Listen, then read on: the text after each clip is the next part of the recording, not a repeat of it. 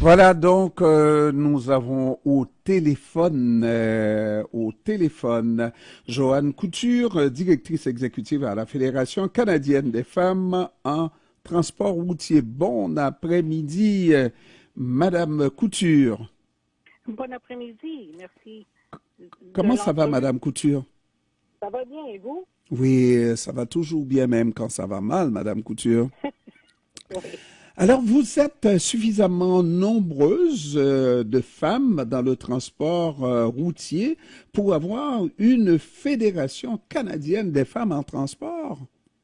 Oui, 4,3% des chauffeurs de camions, des routiers au Canada sont des femmes. Oh, mais je trouve que vous êtes assez nombreuses déjà, là, 4,3%. C'est beaucoup de femmes au volant et j'aime ça. Moi, je vous dis que j'aime voir les femmes faire des manœuvres que moi, je ne peux pas faire.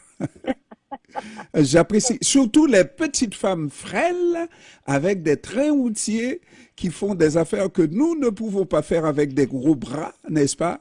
On Oui, voit que ça se passe entre les deux oreilles, pas vrai? oui, oui, et de la bonne formation. La De bonne la très bonne formation. formation et des années d'expérience. Ouais. Alors dites-moi, il y a ce nouveau phénomène des chauffeurs au rabais. Est-ce que votre fédération est touchée par ce phénomène-là aussi? Euh, Ce phénomène touche l'industrie du transport au complet. Les chauffeurs à rabais font des pieds et des mains dans l'industrie pour couper les prix. Puis ils ont pas tous une bonne formation, donc ça cause des enjeux de sécurité sur nos routes. Ouais. Et là, on semble pointer du doigt le gouvernement qui ne fait pas son travail par rapport à l'impôt, justement.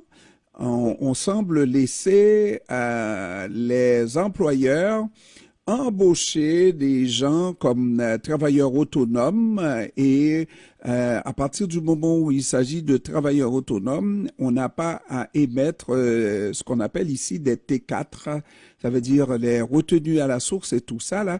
Et là, ça crée un free for all, comme on dit, n'est-ce pas? oui. C'est le T4A qui devrait être émis par les employeurs, entre guillemets, là, Mhm. parce que en tant que travailleur autonome, l'employeur, entre guillemets, doit émettre un T4A qui dit au ministère du Revenu que l'employeur, la compagnie de transport, a payé un travailleur autonome pour un certain montant. Puis, en 2011, le gouvernement a émis un moratorium pour enlever le fait que les donneurs d'ouvrage doivent émettre un T4A. Donc, les donneurs d'ouvrage ne rapportent pas au ministère des Revenus ce qu'ils ont payé à des travailleurs autonomes. Donc, les travailleurs autonomes ne rapportent pas nécessairement leur revenu complet parce qu'il n'y a pas de mécanisme de vérification avec le T4A.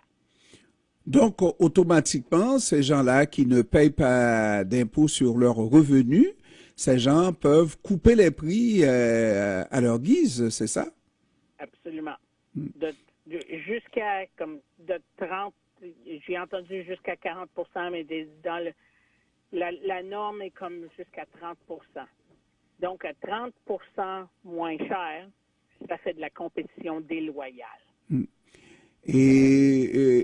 Tout à l'heure, en début d'entrevue, vous avez parlé de ces chauffards qui sont sur la route, mais qui conduisent vraiment des armes de destruction massive. Lorsqu'on parle d'un train routier, n'est-ce pas? Ça peut faire des catastrophes sur nos routes et on en voit de plus en plus, Madame Couture.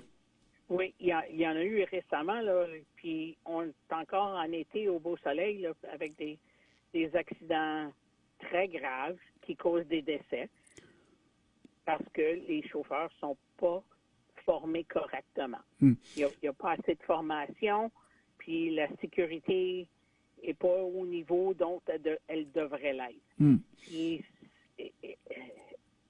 ça affecte le public en général parce que en tant que chauffeur, on partage notre milieu de travail avec le public.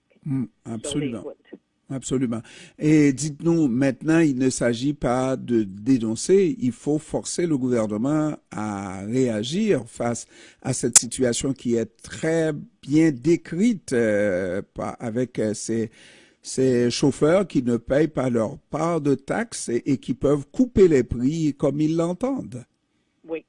Ça fait des années que le stratagème existe, puis ça fait des années qu'on demande au gouvernement, qu'on demande poliment, qu'on répète, qu'on redemande, puis c'est la sourde oreille au gouvernement.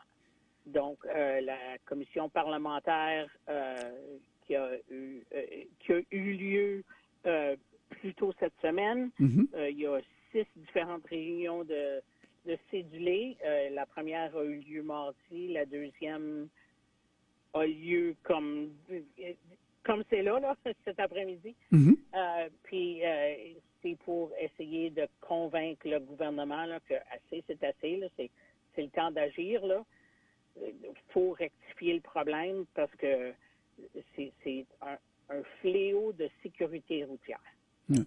Un fléau de sécurité routière, c'est le cas ici au Québec, on en a goûté. Est-ce que c'est pareil dans toutes les provinces du Canada? Oui. Ce fléau n'est pas seulement au Québec, c'est partout à travers le Canada. Il y a des provinces que c'est pire que d'autres, là, parce que comme l'Ontario a une plus grande population, donc juste en frais de pourcentage de population canadienne, c'est là où il y a le plus de problèmes, juste au niveau de population. Mais c'est un problème qui est à travers le Canada. Donc, Madame Couture, je comprends qu'on traverse d'une situation extrême à une autre situation extrême, parce qu'autrefois, on dirait qu'on avait certaines contraintes lorsqu'on est d'une province pour travailler dans une autre province canadienne. Parce que les chauffeurs, en tant que chauffeurs, une grande partie des chauffeurs sont réglementés sous une charte fédérale, donc d'une province à l'autre. Donc, puis, juste du fait qu'on fait du mouvement de marchandises à travers le Canada, donc on voit toutes les provinces. Donc, le problème est importé d'une province à l'autre. Oui. Alors, merci beaucoup, Joanne Couture, directrice exécutive à la Fédération canadienne des femmes en transport routier. Je vous remercie encore une fois d'avoir pris du temps de nous parler, Madame Couture. Merci beaucoup. Merci, au revoir. Au revoir.